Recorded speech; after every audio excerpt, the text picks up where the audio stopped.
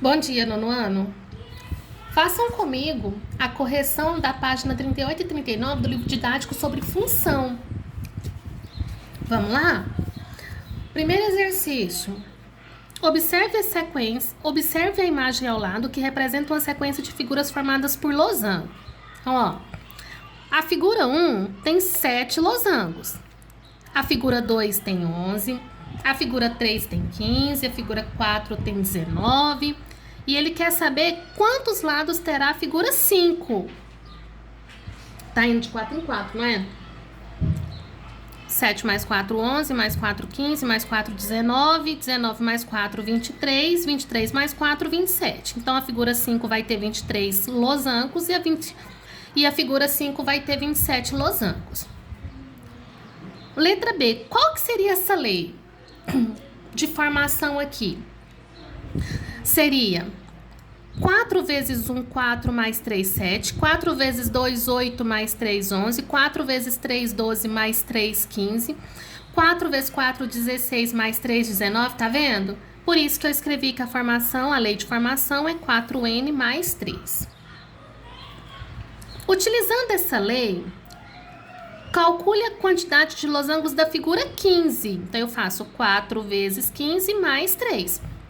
4 vezes 15 dá 4 vezes 5, dá 60, né?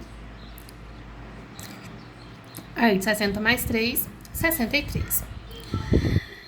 Agora, qual que é a figura que apresenta 511 losangos? Aí eu faço 511 é igual, aqui, ó, a 4n mais 3. Então, pra gente descobrir, eu vou fazer 4n igual a 511 menos 3. 4n é igual a 511 tira 3. 408. 408 dividido por 4, 112. Então, a figura 102 tem 511 losangos. Questão 2. Ronaldo é o técnico em informática e foi chamado para consertar alguns computadores em uma empresa. Ele cobra R$100 pela visita, mais R$40 por hora de trabalho. R$100 mais R$40 vezes a quantidade de horas. Viu a função? Então, olha o jeito que fica a função. R$100 pela visita, mais R$40 por hora trabalhada. Que tipo de função você encontrou no item anterior? Afim. Ronaldo trabalhou durante 4 horas na empresa. Quanto ele cobrará pelo serviço realizado? A gente vai fazer 40 vezes 4 mais o 100 da visita. Então, vai dar 40 vezes 4 dá 160 mais 100, R$260. Letra D. Fracionando a hora de forma proporcional, quantos reais deverá cobrar se trabalhar apenas 45 minutos? Ó, 60 minutos corresponde a 1 hora. 45 minutos corresponde a X. Se a gente resolver essa regrinha de 3, você vai ver quantas horas equivale a 45 minutos. Equivale a 0,75 horas. Aí a gente vai lá e faz 40 vezes 0,75 mais o 100 da visita e encontra o valor total. As grandezas y e x são diretamente proporcionais? Ó, se eu aumentar a quantidade de horas, vai aumentar o valor que eu vou ganhar? Sim, então ela é diretamente. Quando aumenta um e aumenta o outro, é diretamente proporcional. Número 3. A altura média de uma criança pode ser estimada por meio dessa fórmula, em que x representa a idade da criança e esse f de x a sua altura média. A fórmula dada representa uma função afim? Sim, né? Porque tem um x elevado a 1, então sim. Segundo essa fórmula, aproximadamente com que idade as crianças têm a altura média de 1,39? Então, a gente vai lá e faz, ó. 1,39 é a altura. Quem está representando a altura não é o f de x? Lá nossa função não tá assim, ó. 5,7x mais 81,5.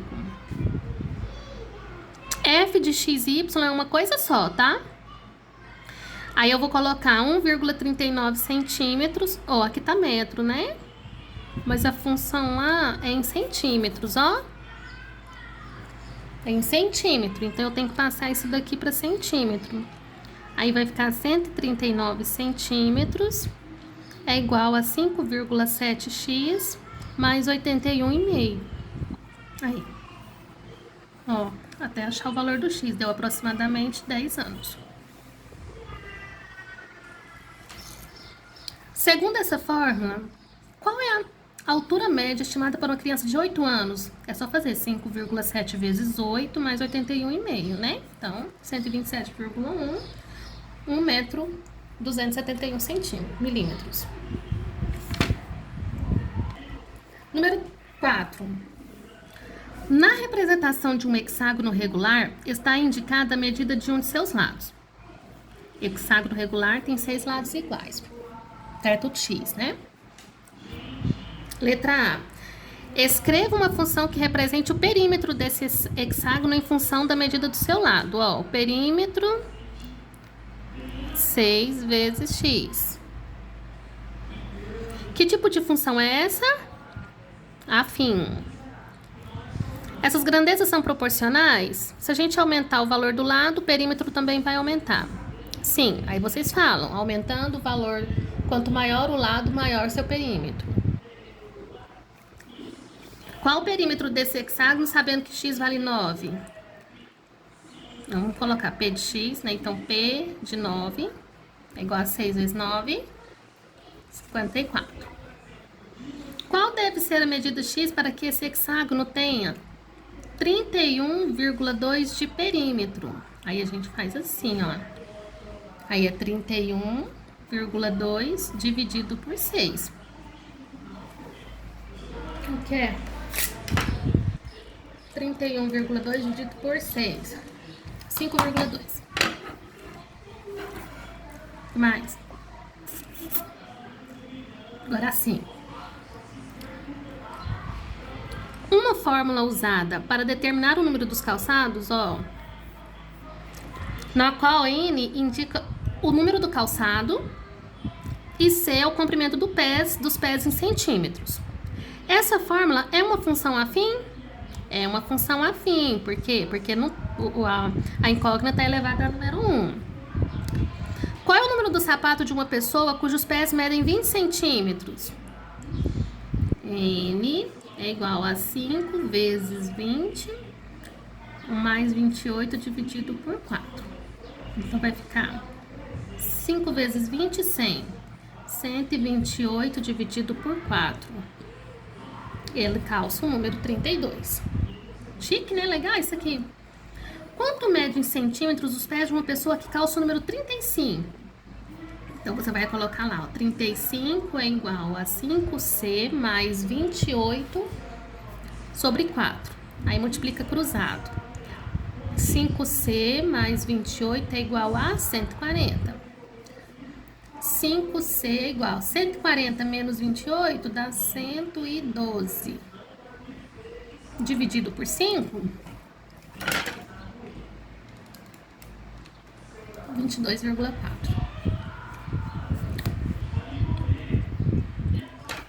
Questão 6. A figura abaixo representa o boleto de cobrança de mensalidade de uma escola referente ao mês de junho. Tá, e daí? No caso de pagamento em atraso, cobrar multa de R$10 mais 40 centavos por dia de atraso.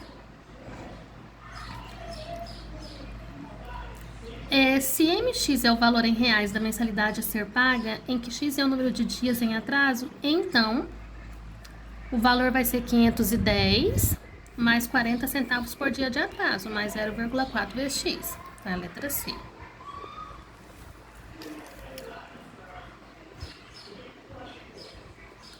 Carla está calculando o custo de uma viagem de carro Ela sabe que para andar 120 quilômetros, seu carro consome 15 litros de combustível, cujo preço é R$2 o litro. Para uma viagem de 960 quilômetros, quanto gastará apenas com combustível? Agora, como que faz? A gente faz o seguinte. Primeira coisa que nós temos que fazer é pegar 120 quilômetros e dividir por 15 para ver quantos litros ela gasta por quilômetro rodado. 120 dividido por 15, 120 quilômetros dividido por 15 litros dão 8 quilômetros para 1 litro de gasolina. A cada 1 litro de combustível, ela anda 8 quilômetros. Dessa forma, para uma viagem de 960 quilômetros, serão necessários, se eu pego 960, divido por 8 quilômetros, que aí eu encontro a quantidade de litros de combustível que ela vai gastar. Deu 120. Agora, o preço lá não é R$2 o litro? Então, 120 vezes 2, R$240. Questão 8. Juliano calculou o perímetro do retângulo abaixo e fez a seguinte afirmação. Se eu alterar o valor do M, o perímetro do retângulo não mudará, mas a área sim. Se eu alterar o valor do M, o perímetro do retângulo não mudará, mas a área sim não. Aí o perímetro vai mudar sim. Tanto o perímetro quanto a área serão alterados. Tá? Então, não, nada a ver. Tá pedindo pra gente justificar? Justifique com um exemplo. Então, vamos fazer o seguinte, ó. A área não é base vezes altura? Então, aqui vai ser M vezes M mais 30. Essa é a área. O perímetro vai ser 2M, ó. 1, 2, 3, 4M mais 30 mais 30, 60. Então, ó, esse é o perímetro, esse é a área. Vamos justificar por meio de exemplos, ó. Vamos fazer para M igual a 5. Então, ó, para M igual a 5. A área vai ficar 5 vezes 35. 5 vezes 35 dá 175. E o perímetro vai ficar 4 vezes 5 mais 60. Vai dar 4 vezes 5, 20, mais 60, 80. Então, ó, vamos fazer agora com um perímetro menor, com o valor do M menor. Se o M for 3, por exemplo, a nossa área vai ficar 33 vezes 3, 99. E o perímetro, se o M for 3, 3 vezes 4, 12, com 60, 72. Olha para vocês verem, não deu nada a ver o resultado um com o outro. Então, altera sim. Era só isso, né, gente? Então, tá bom. Beijo pra vocês. Fiquem com Deus.